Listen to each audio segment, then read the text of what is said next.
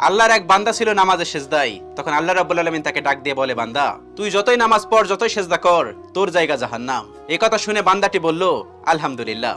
আল্লাহ তখন বলে, এই বান্দা, জাহান্নামের কথা শুনে কেউ আলহামদুলিল্লাহ কয়? বান্দা তখন বলে, আল্লাহ, জাহান্নামের মালিকও তুমি, জান্নাতের মালিকও তুমি।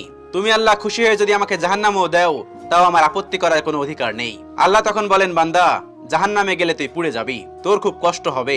বান্দা তখন বলতেছে, আল্লাহ, কষ্ট শুধু আমার হবে না, তোমারও হবে।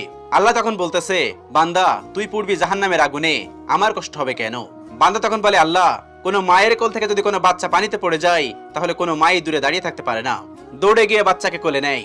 আমার বিশ্বাস, ওই মায়ের চেয়ে কোটি কোটি গুণ দয়া তোমার বেশি। আমাকে জাহান্নাম দিলে তুমিও আল্লাহ শান্তি পাবে না। আল্লাহ তখন বলে, বান্দা, এই দলিল তুই কই পাইলি?